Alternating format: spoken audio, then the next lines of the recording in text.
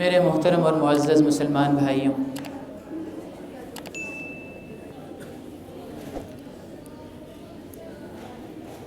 ایک بہت ہی عظیم مہمان عنقریب ہمارے دروازوں پر دستک دینے کو ہے۔ بہت عظیم مہمان ہے اور تھوڑے سے مختصر سے عرصے کے لیے ہمارے پاس آ رہا ہے۔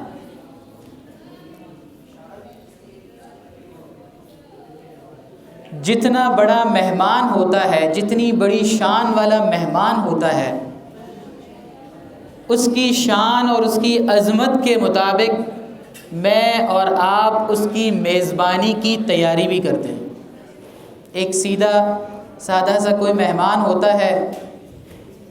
اور ایک بڑی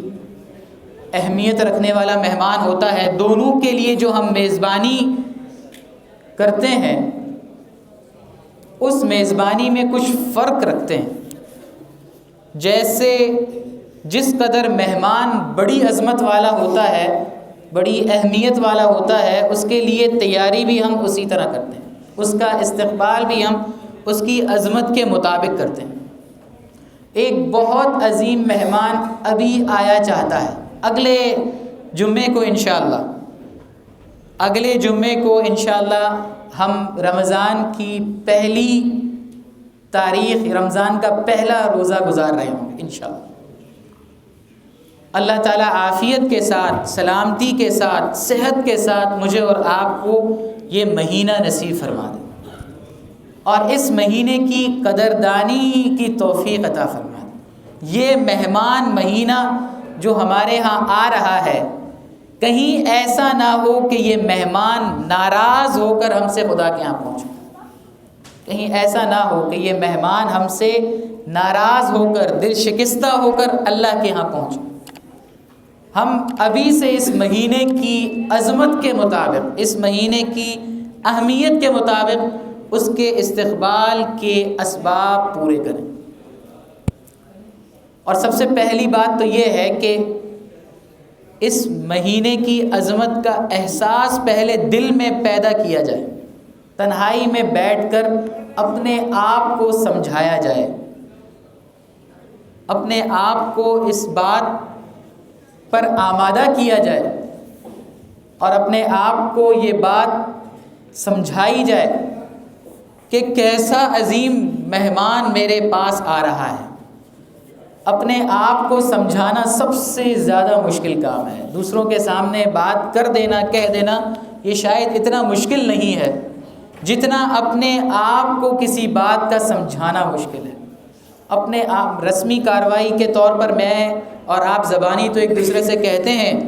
کہ بڑا عظیم مہینہ ہے، بڑا مبارک مہینہ ہے، بڑا برکتوں والا مہینہ ہے، لیکن دل کے اندر یہ احساس پیدا کرنا کہ یہ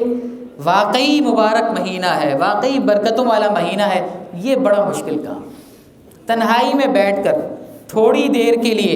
اپنے آپ سے بات کر کے اپنے آپ کو سمجھایا جائے کہ بہت عظیم مہینہ آ رہا ہے، بڑے عظیم لمحات آ رہے ہیں، بڑی برکت والے لمحات آ رہے ہیں، کہیں یہ اس قیمتی مہینے کے لمحات ضائع نہ ہو جائیں، کہیں یہ مہمان ناراض نہ ہو جائے۔ اپنے آپ کو سب سے پہلے سمجھانے کی ضرورت ہے، اور جب اپنے آپ کو انسان سمجھا دیتا ہے، جب دل میں اس مہینے کی عظمت کا احساس پیدا ہو جائے گا تو پھر اس مہینے میں راتوں کا جاگنا آسان ہو جائے گا۔ اس مہینے کے روزے رکھنا، اس کے لیے عذر تراشیوں کی ضرورت نہیں پڑے گی، روزہ رکھنا آسان ہو جائے گا جب اس مہینے کی عظمت کا احساس دل میں صحیح طرح پیدا ہو جائے گا۔ حدیث کا جو ٹکڑا میں نے آپ کے سامنے پڑھا ہے، سیدنا سلمان فارسی رضی اللہ تعالیٰ عنہ فرماتے ہیں کہ شعبان کی آخری تاریخ کو رسول اللہ صلی اللہ علیہ وسلم نے ہمارے سامنے خطبہ ارشاد فرمایا، اور اس خطبے کو ارشاد فرماتے ہوئے رمضان کی اہمیت کا کیسے احساس دلایا، یہ آپ ذرا دیکھیے۔ آپ صلی اللہ علیہ وسلم نے فرمایا یا ایھا الناس قد اظلکم شہر عظیم، اے لوگو تمہارے سروں پر ایک بڑی عظمت والا مہینہ سایہ فگن ہونے والا ہے۔ سائے میں انسان راحت محسوس کرتا ہے، سائے میں انسان دھوپ کڑکڑاتی ہو، تکلیف دے رہی ہو تو انسان سائے کی طرف دوڑتا ہے سکون لینے کے لیے، راحت لینے کے لیے۔ آپ صلی اللہ علیہ وسلم نے رمضان کے اس مہینے کو رحمتوں کا سایہ ارشاد فرمانے کے لیے، رحمتوں کا سایہ ہونے کو بتانے کے لیے الفاظ یہ استعمال فرمائے کہ یہ مبارک بڑا عظیم مہینہ تمہارے سروں پر سایہ فگن ہونے والا ہے۔ قد اظلکم شہر عظیم، بڑی عظمت والا مہینہ آ رہا ہے۔ شہر مبارک، یہ برکتوں والا مہینہ ہے، برکت والا مہینہ ہے۔ اللہ جل جلالہ کی طرف سے اس مہینے کے لمحے لمحے میں برکتوں کی بارشیں نازل ہو رہی ہیں، برکت کی بارشیں نازل ہو رہی ہیں۔ میں اور آپ ان برکتوں کو لینے والے بن جائیں،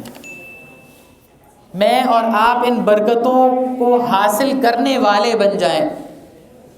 اس کے لیے یہ بات ضروری ہے کہ میں اور آپ اپنے آپ کو ان برکتوں کے حاصل کرنے کا مستحق بھی تو بنائیں، مستحق بنائیں۔ ایک بڑا ٹرانسفارمر بجلی کا باہر لگا ہو اور اس سے بجلی کی تار مسجد کے مین سوئچ سے بھی جوڑ دی جائے، لیکن مین سوئچ کی تار کو ان لائٹوں سے نہ جوڑا جائے تو بجلی تو رواں دواں ہے، بجلی تو آ رہی ہے، لیکن وہ لائٹ جلے گی نہیں، کیونکہ لائٹ جلنے کا تعلق اس سے ہے کہ وہ بجلی کو لے بھی اور پھر لینے کے بعد وہ بلب روشن ہو۔ اگر بجلی بلب تک پہنچے گی نہیں تو بلب روشن نہیں ہوگا۔ برکت تو برس رہی ہے، میرا دل جو ریسیونگ اینڈ پر ہے،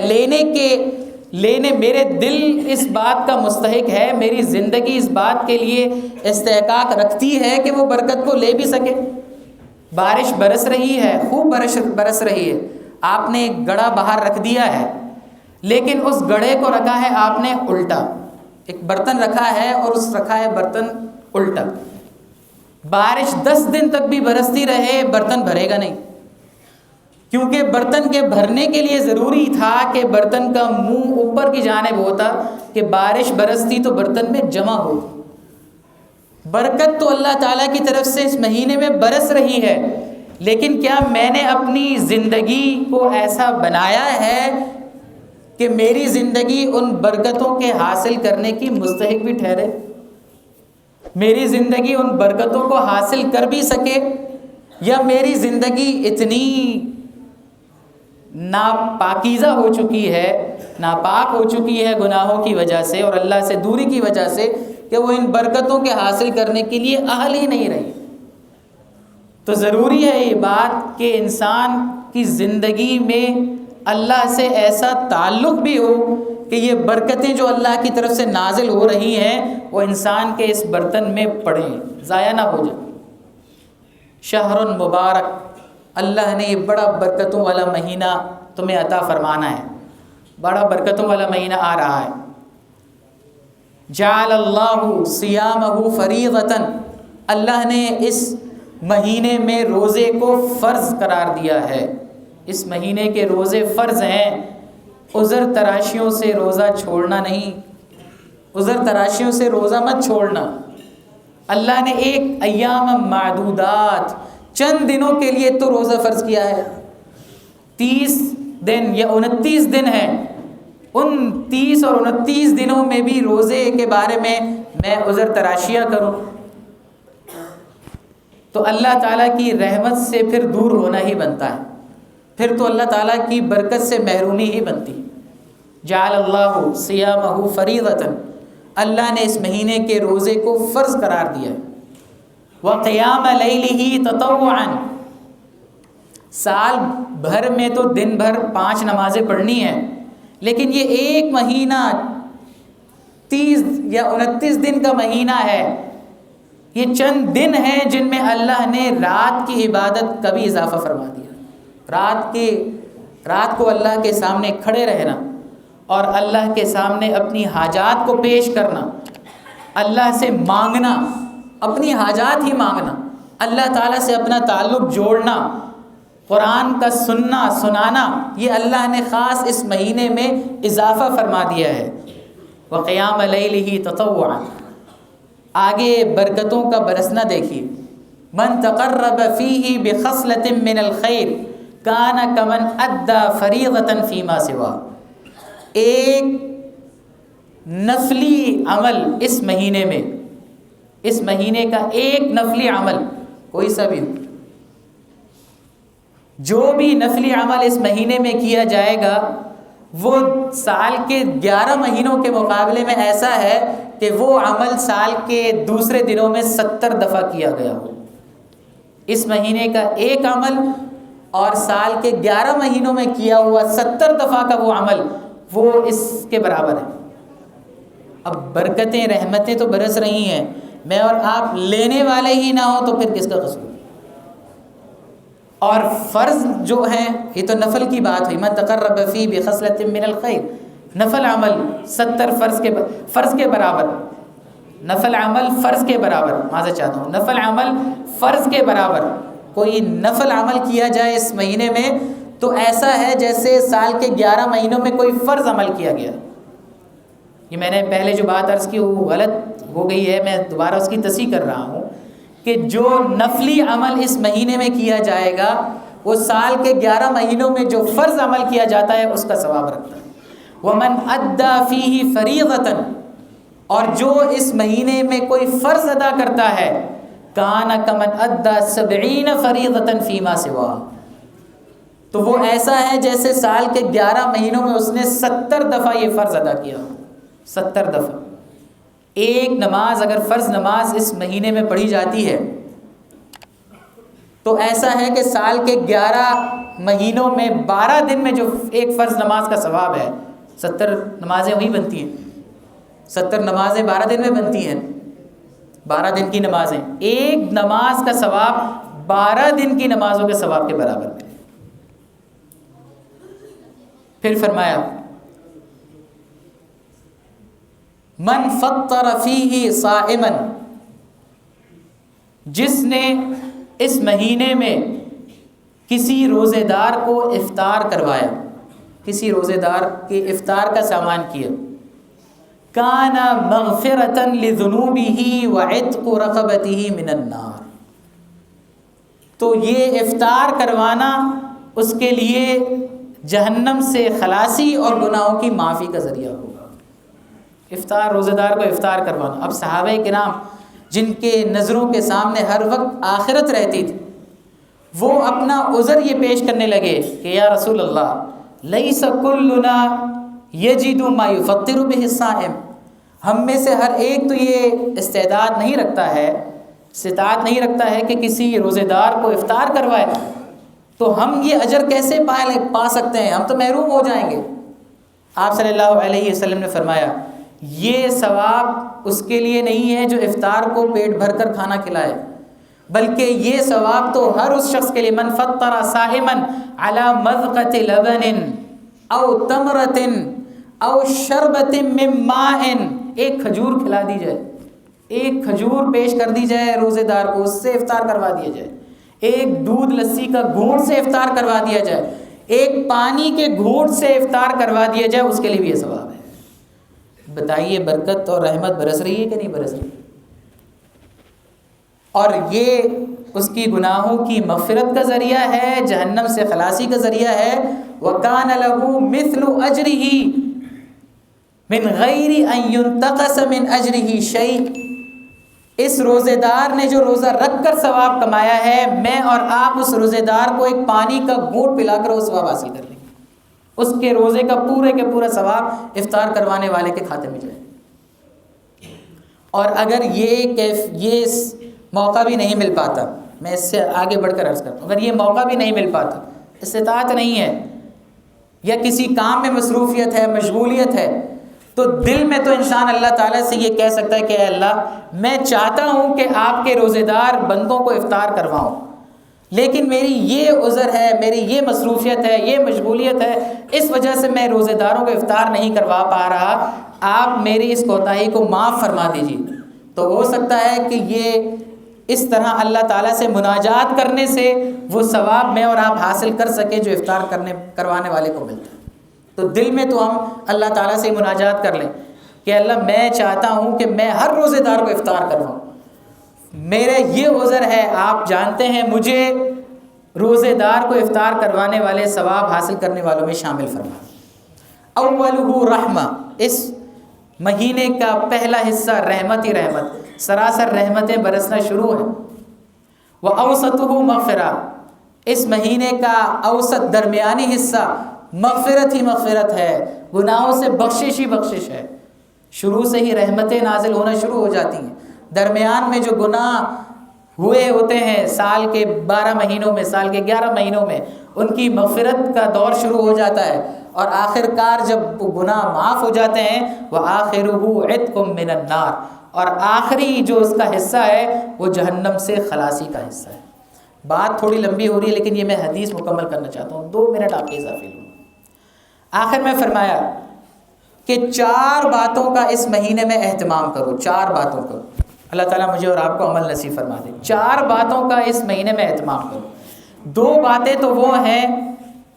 جن سے تم ترضون بہما ربکم، اپنے پروردگار کو راضی کرو گے۔ 2 باتیں تو وہ ہیں جن سے تم اپنے پروردگار کو راضی کرو گے، اور 2 باتیں وہ ہیں لا غنى بکم عنہما، تمہارے لیے بہت ضروری ہیں۔ وہ 4 کام کیا کرنے ہیں؟ 4 اذکار ہیں، 4 ذکر ہیں وہ کرنے، چلتے پھرتے اٹھتے بیٹھتے ذکر کرنے۔ پہلا کیا ہے؟ فشہادۃ اللہ الہ الا اللہ،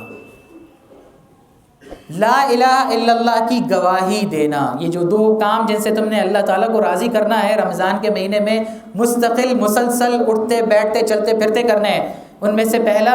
لا الہ الا اللہ کی کثرت۔ اس سے نہ انسان کی زبان تھکتی ہے، نہ انسان کا جسم تھکتا ہے، اور لایعنی مصروفیات میں، فضول کے سیاسی تبصروں میں، تجزیوں میں اپنا وقت ضائع کرنے کے بجائے اس مہینے کو میں اور آپ اس کام میں استعمال کریں، اپنی زبان کو کم از کم یہ مہینہ اس کام کے لیے وقف کر دیں، لا الہ الا اللہ، اور تصور کے ساتھ کوئی معبود نہیں ہے سوائے اللہ کی، لا الہ الا اللہ، اللہ ہی مقصود ہے ہمارے،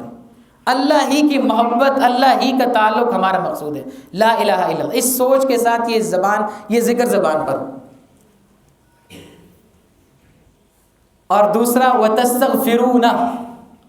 اللہ تعالیٰ سے بخشش اور مغفرت میں وقت صرف کیا جائے، استغفر اللہ، زبانی استغفار نہ ہو، ایسا استغفار نہ ہو کہ خود استغفار پر استغفار کرنے کی ضرورت پڑے، بلکہ ایسا استغفار ہو کہ دل میں ندامت کے ساتھ اللہ تعالیٰ سے بخشش مانگی جائے، استغفر اللہ، اے اللہ میں نے وہ گناہ کیا تھا، میں اس سے بھی آپ سے بخشش مانگتا ہوں، استغفر اللہ، اے اللہ وہ گناہ ہو گیا تھا، آپ سے بخشش مانگتا ہوں، اور آئندہ میں نے یہ گناہ نہیں کرنا ہے، چاہے اللہ کے حق سے متعلق ہے یا اللہ کے بندوں کے حق سے متعلق، یہ 2۔ اور 2 چیزیں جن سے تم کو کوئی مفر نہیں ہے، تمہارے لیے چارہ نہیں ہے کہ تم وہ اللہ سے مانگو، وہ کون سی ہیں؟ تسألونہ الجنہ وتعوذونہ من النار، کہ اللہ تعالیٰ سے جنت کا سوال کرتے رہو، اسألک الجنہ، یا اللہ جنت نصیب فرما دے، اے اللہ جنت کا ہم آپ سے سوال کرتے ہیں، اے اللہ جنت میں ہمیں داخلہ عنایت فرما دے، اور تعوذون من النار، کہ اللہ تعالیٰ سے جہنم میں جانے سے پناہ مانگی جائے۔ تو یہ 4 اذکار کی پابندی کرنی ہے۔ 1 ہفتہ دور ہے رمضان، ابھی اگلے جمعے آنا ہے، لیکن میں اور آپ ابھی سے ان کاموں کے کرنے کے لیے اپنے آپ کو ٹرین کر لیں، اپنی زبان پر ابھی سے یہ 4 ذکر جاری کر لیں، لا الہ الا اللہ، استغفر اللہ، اسألک الجنہ، اعوذ بک من النار۔ اللہ تعالیٰ مجھے اور آپ کو رمضان کی صحیح قدردانی کرنے والا بنا دے، اور رمضان کو میرے اور آپ کے لیے مغفرت کا ذریعہ بنا دے۔ وآخر دعوانا الحمدللہ رب العالمین۔